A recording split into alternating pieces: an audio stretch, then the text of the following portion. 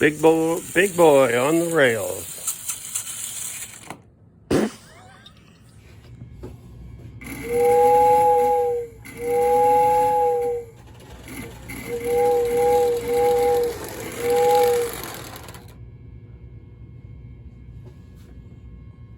Hello everybody, welcome back to Old Friend Decrepit. Today we're going to do some repairs on this Lionel 242 Scout motor. Now this particular one is from between 62 and 66, and it had the plastic motor in it. And I've talked to several people about these, and most, like myself, don't even bother with it. But you know, I got this one and I thought, I'm gonna see if I can make this one run and have at least one of these in my collection to take out, to run once in a while and say, boy, am I glad the rest of them aren't like this one. So we're gonna go ahead and take this one apart. I have donors lined up, or a donor lined up for the part that I need, and we're gonna make this so that it works right. The problem it has is it won't cycle through the forward and reverse more than about once. And the reason for that is that it has a broken tooth on the little gears inside. And without that tooth, it just shorts out, because the one gear will turn and the other won't. So I have a donor lined up that does run forward and reverse. In fact, I'm going to show you here in a moment in the video the donor running forward and reverse, and this one, which by the position of the little lever here you can see is locked out, so it is locked in the forward position. So not sure that this is going to take very long, or it might take a long time. It's been a while since I've opened one of these up, but stick around, see what happens, and thanks for watching. Now this here is the only other one of the Lionel Scout engines that I have with the plastic motor, and I'm going to show you on this one what it is I did to repair it, because it had the plastic motor. You can see the slot where the selector came up through for either lock into forward or to allow it to go forward or reverse. The particular motor that was in this one just sat there and sparked, so it wasn't very good. This, by the way, is also the very first Lionel locomotive I ever bought. So I felt kind of like I got cheated on this one, but that's all right. We've done all right with it. This is a 6110 from 1950, and it had that plastic motor in it that you will see in the 24 or 242. But here's how I repaired that. I found me a MPC era small engine that had a plastic body to it, and I just stole the motor out of it and threw away the plastic motor. Now I've got to say, this thing does run very nicely, much better than it did with the plastic motor.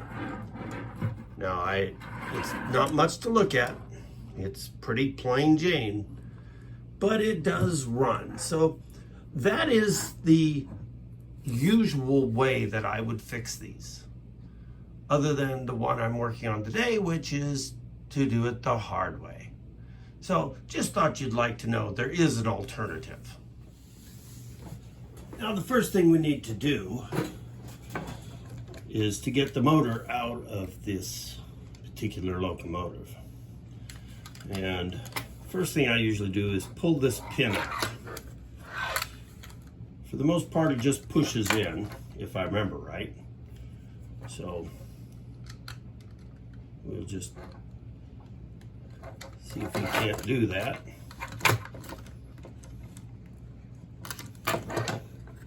Of course, it didn't want to do that. So, it's got it sticking out just a little over here.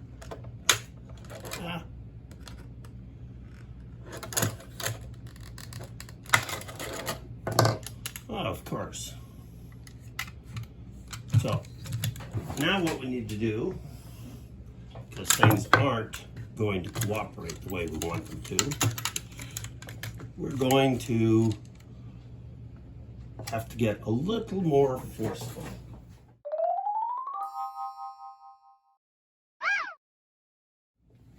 Now, we've got the pin out, and you can see that the, let's see if we get that to focus. Well, there's grooves along the one edge. So the smooth end goes in first, and then the grooved end is the end that will be toward the outside. So with that out, the other thing we want to do here is to take these two screws out.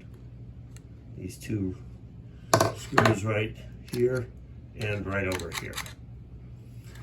So let's get some of this unnecessary stuff out of the way.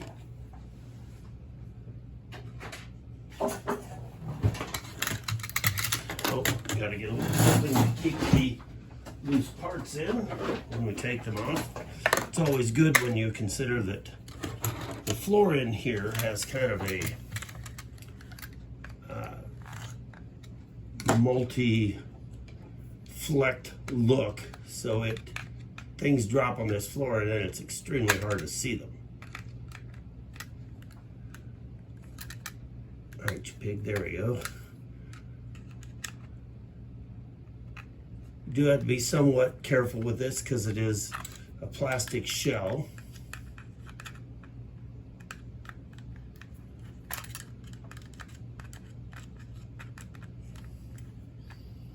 Trying to do this without blocking the view too much. Oh, almost loose.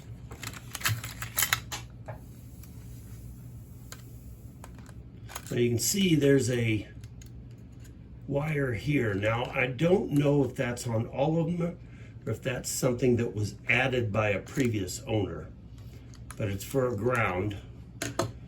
And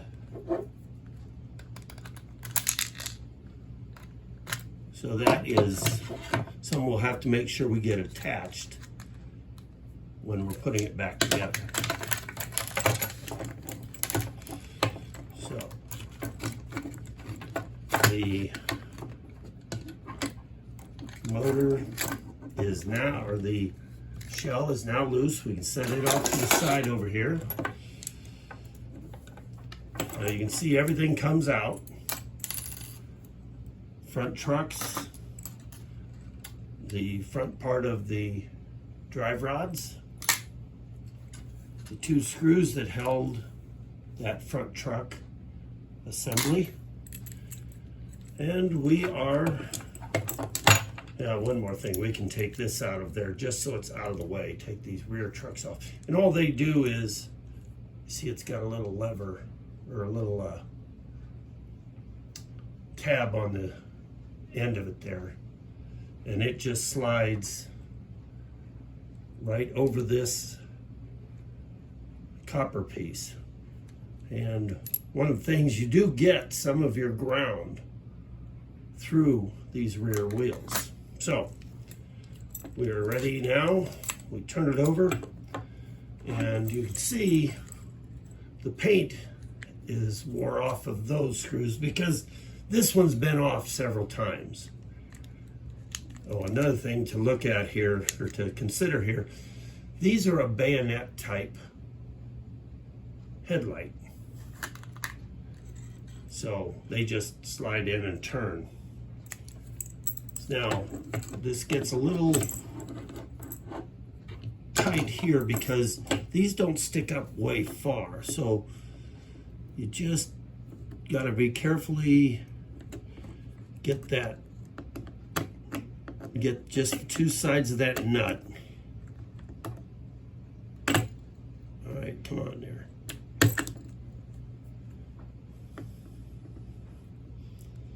I'm thinking if you do this too often, you're going to find, like I'm finding here, that it is a little tough to get hold of to get them to turn. Now, you want to keep pressure on this lid right here, because it is somewhat under pressure inside of there. All right, so there's one of the little screws that goes in there.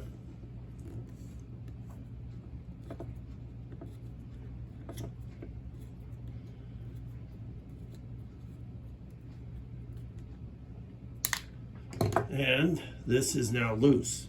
So we'll carefully pull that up, and as you can see, everything kind of pops up. These are the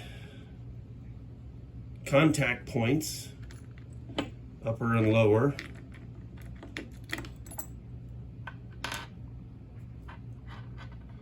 And there are springs underneath these gears. I'll show you here. See if we can get this to focus. But you can see there's a little spring that's inside of here. Now this gear is in good shape here. So we'll set this one over here. This one is missing a tooth. You can see right here, there's a tooth missing. And what's happening is, as it turns, it hits that empty spot and it no longer turns. So it just stops.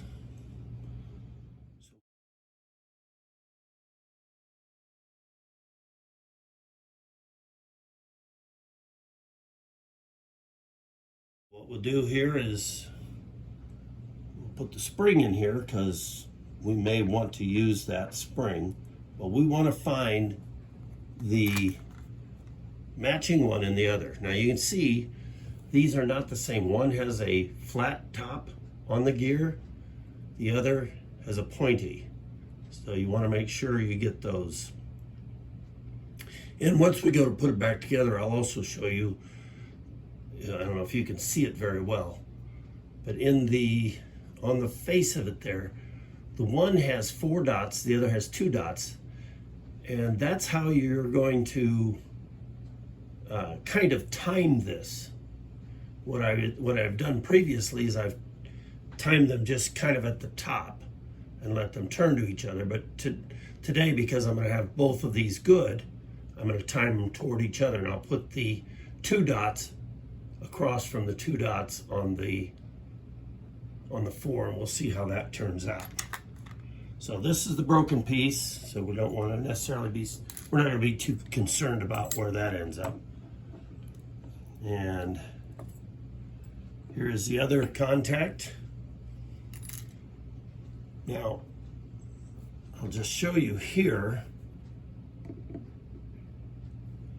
These are the brushes, the actual brushes, and they just sit down in the little well there.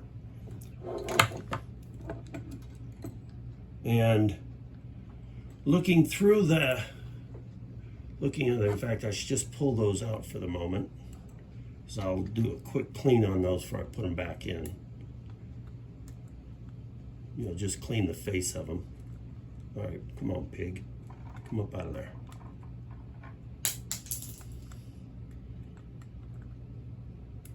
All right, do that way.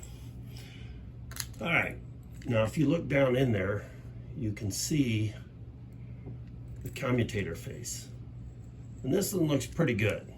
I've actually cleaned it once before, I guess probably sometime last year. So That one's now ready to start reassembly once we get the parts together. One more thing about these motors. This deal here is a wick for the oil. Now I have not oiled this one, so we're going to actually do that before we put it back together. So you go ahead and remind me of that.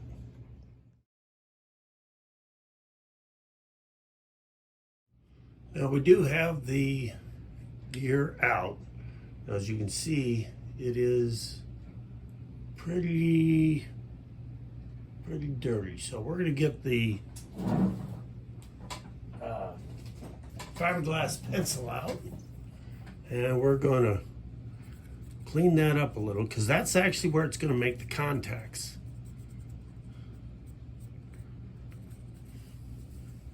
It's right on these outsides here. See, that looks a whole lot better. Yeah, there we go.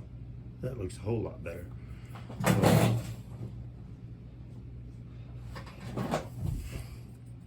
Do about 4 more of those. We'll be ready to keep going.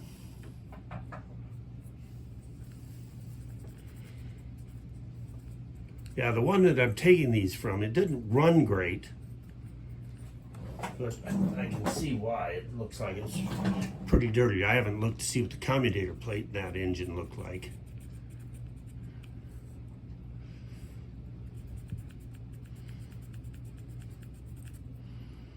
Yeah, that looks a lot better.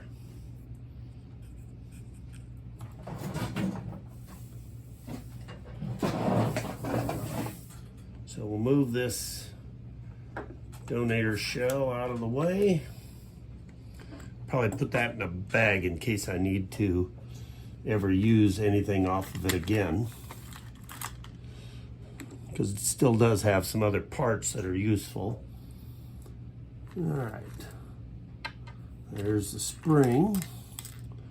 So we got to get the spring in there, otherwise we're really going to have us some problems.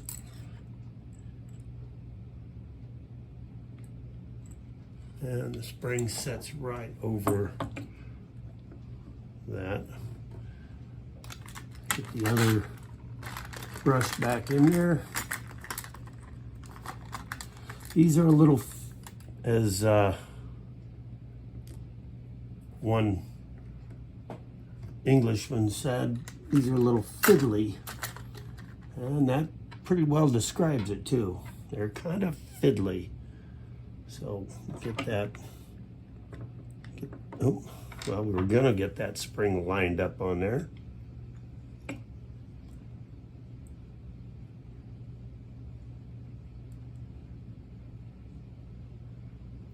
Oh, stop it. All right, that ain't gonna work that way. So let's try, put it back in the little hole there. Yeah, we don't want to lose that, even though I have an extra set of them here. Stay right there, buddy.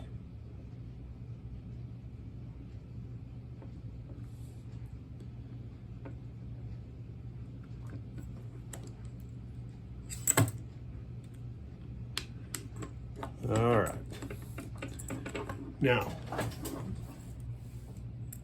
I've got both gears in. I don't have them aligned yet, so I'm gonna have to see if I can find 2 little marks on there. Because what you don't want is you don't want them both in contact with either the upper or the lower. So see, that's got the 4 marks. Let's see if I can find how this one's got its marks.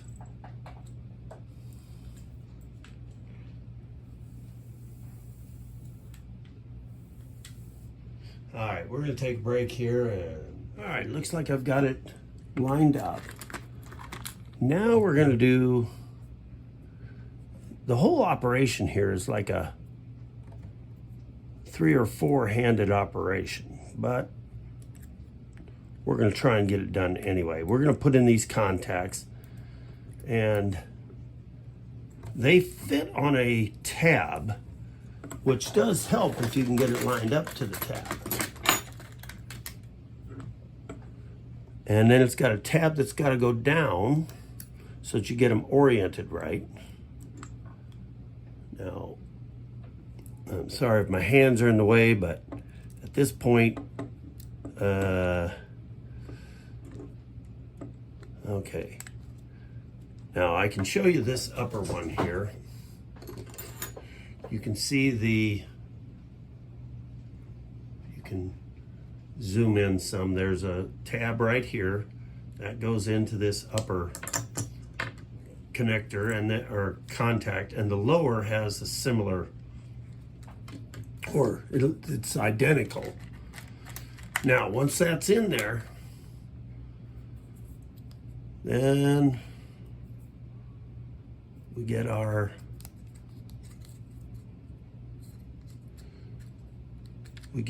cap back on. Now you see we get both of these here seated into their right holes, and we're ready to put the screws back in.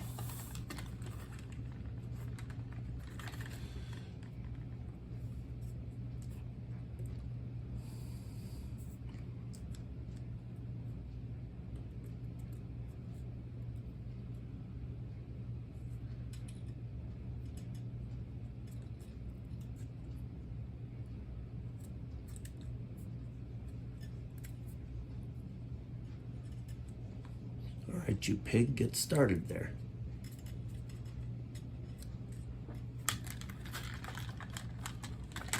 All right, let's see.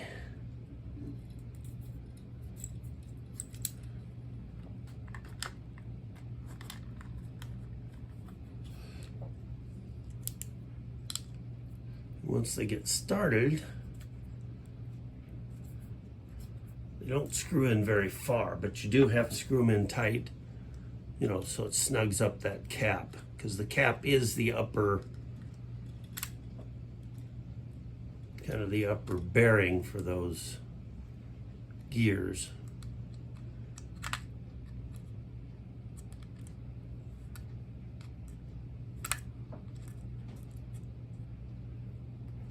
Now, before we put the body back on, we're going to go ahead and we're going to put this on the track and see if we've actually succeeded at anything.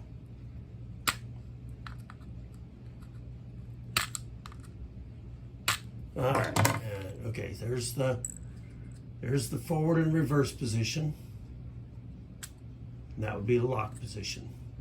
So we're gonna put it on the track and see if it'll go forward or reverse. All right, here we go, test one.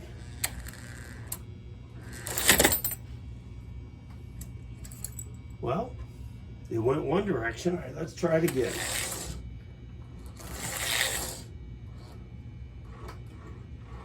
Okay, why isn't it working every time?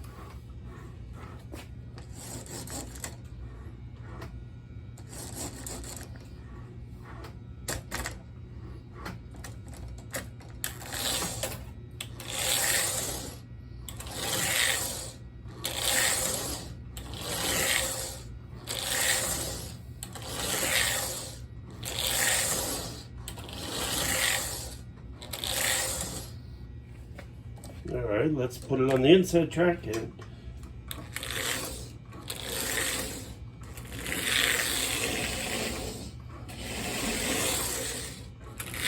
all right, that's looking a little better.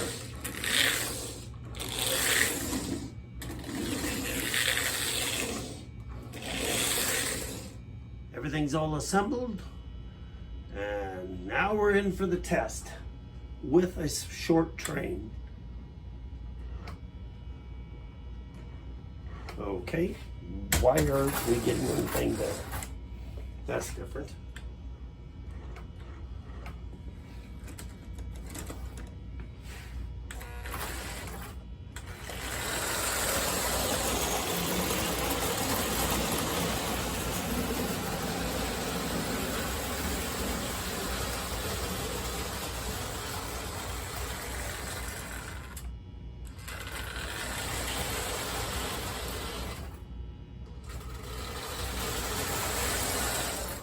Well, that's looking a lot better than it was. It's amazing if you don't have parts missing off of the motor, how much better it runs.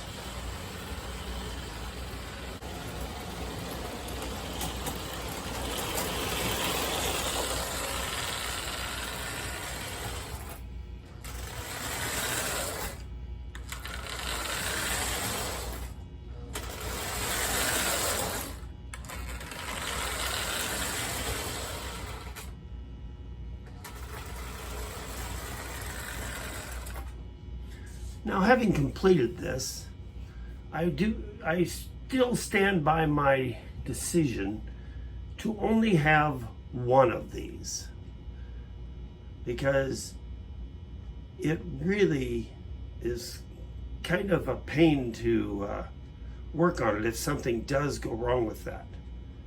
But otherwise, I am impressed with the way that it does run, and it will pull a larger train than what I have on it right now.